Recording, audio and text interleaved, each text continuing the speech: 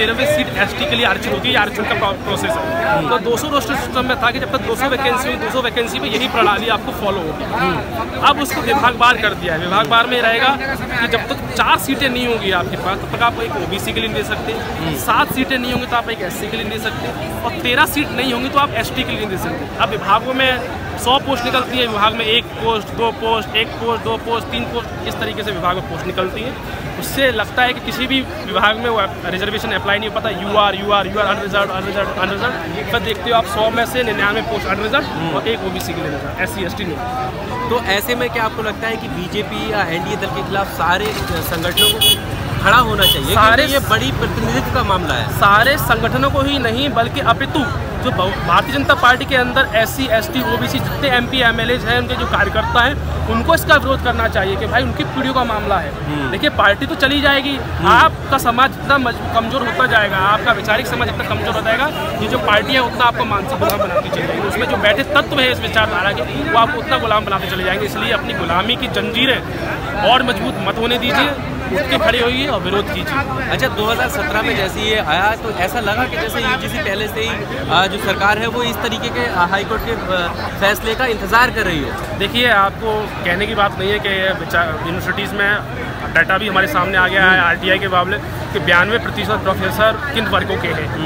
और जब इस तरीके के मामले आते हैं, जब कानून होता है, वो कहते हैं ना कि कमजोरों के लिए कानून जल्दी लागू होता है और मजबूतों के लिए कानून को दता बताया जाता है। तो जैसे ही लगता है एक पिन भी निकलती है, कह रहा है इससे SC ST OBC के अधिकारों का हनन किया जाता है, उसको तुरंत आनंद फानन में लागू करा दिया जाता है। बड़ी विडम्बना है कि अभी भी केंद्र सरकार ने रोस्टर 13 पॉइंट रोस्टर सिस्टम पर रोक लगा के रखी हुई है इस समय भी, लेकिन उसके बावजूद भी जो वाइस चांसलर से वो इतने ज़्यादा बढ़ चढ़ के तुरंत वैकेंसी निकाले जा रहे हैं।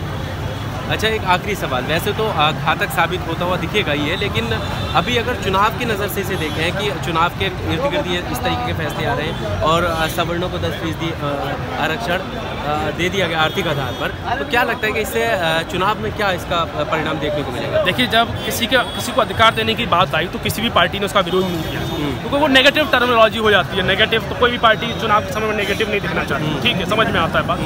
पर यहाँ तो कुछ भी नेगेटिव नहीं है। जब किसी के अधिकारों का हनन हो, उस पर डाका डल जाए और वो उसका विरोध करे, तो नेगेटिव नहीं, वो पॉजिटिव टर्म्स में होता है। तो मुझे लगता है कि 13 पॉइंट रोस्टर, 200 पॉइंट रोस्टर सुनने में बहुत टेक्निकल सा लगता है, समझ में नहीं आता लोगों को।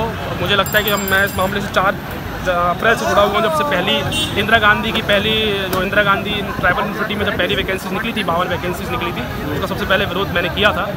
तब से ये मामला, तब बहुत टेक्निकल मामला था, लोगों को समझ में नहीं आता कि क्या होगा, क्या इससे इम्पैक्ट क्या पड़ेगा। लेकिन अब इसको ज़रूरत ये है कि इतने लोग आए हैं यहाँ पर, अलग संगठनों के लोग आए हैं, मुझे लगता है कि इसको धरातल पे ले जाके अपने लोगों को समझाएं कि किस तरीके से ये रोस्टर प्रणाली के में प्रोफेसर नहीं है, रोस्टर कुछ नहीं है, यहाँ के अधिकारों पर डाका डालने का प्रयास है। तो उसको जाके आम जनों को समझाएं, लोगों को समझाओ और ये कहें उनसे कि ये केवल यूनिवर्सिटी में होके रह जाएगा नहीं, ये मैथ्स है, मैथ में स्टैटिस्टिक्स है, परसेंटेज का खेल बड़ा विराला होता है। आप उसमें बेस को जरा चेंज करो, आपका परसेंटेज बदल जाता है।